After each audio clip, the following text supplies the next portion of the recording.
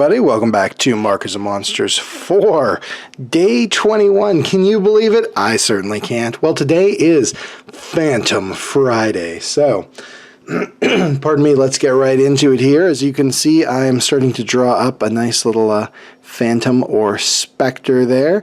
For this phantom, instead of going with, I don't know, Billy Zane, I decided to go with just a nice little ghostly presence here, as a phantom is traditionally just like a ghost.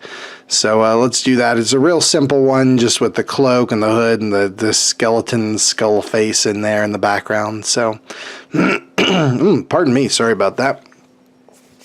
Yeah, so this is coming along good. The hands here with the kind of dynamic fingers are always good to draw, and let's get right into coloring it in here.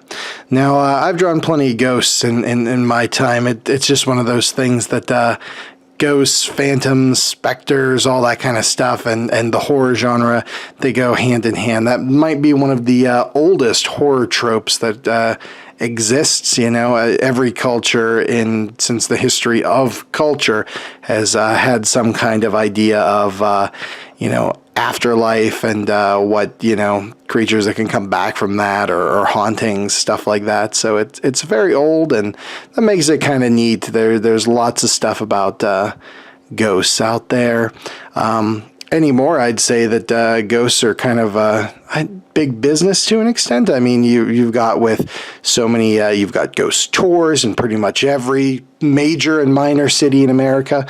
You've also got shows like Ghost Hunters and Ghost Finders and Ghost Catchers and whatever else that's usually on like History or the Travel Channel or something like that. But yeah, very, very popular there. So yeah, this is the time for ghosts, as it were, I guess. And that's pretty cool. It's neat to see that there's a lot of stuff out there that people are really getting into it and really enjoying those sorts of things. Pardon me. Yeah, sorry if I'm a little voice is a little scratchy here. I'm feeling a little under the weather today, but nothing major. But sorry for the voice and for the audio quality here too. The new microphone should be in tomorrow, so either tomorrow's video or Sunday's video is going to have audio quality that's going to be quite a step up. So I'm really excited about that. So that's good. But yeah, I decided to put in this like ghostly green background here to really stick out. And as you can see now, I'm refilling my green marker. It was running out here. So if you've never seen this process before, you take the nib out of the what I'm drawing with of the marker, and you basically insert a gigantic, like 2-inch long needle with ink as its background. You screw the needle onto the ink, and then you just kind of inject it in there.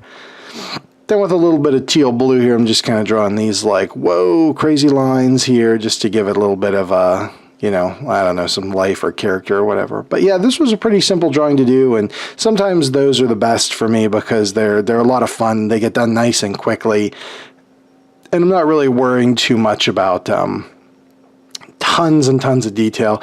And I love tons and tons of detail, but sometimes it's good just to kind of do something that's a little more on the simple side, at least for me.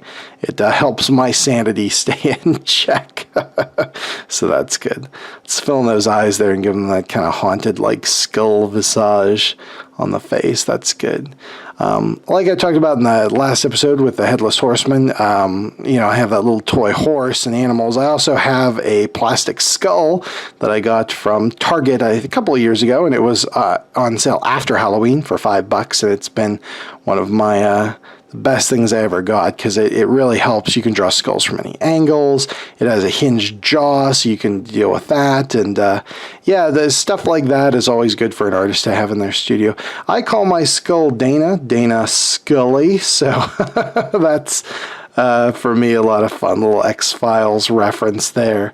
But yeah, so having things like that around are always a big help. I'd love to get some like hands, they sell wooden hands that you can use for posing and stuff. But for now, I just use my imagination or look at my own hands, really.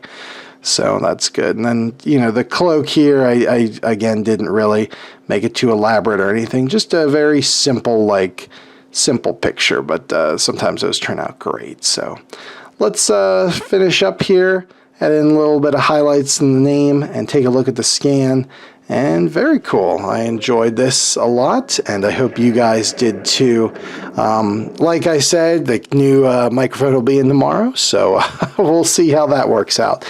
But until then, like, share, and subscribe. Thanks for sticking in there with me, guys. I really appreciate it, and awesome. I'm looking forward to tomorrow. We'll see you then for another great episode of Markers and Monsters.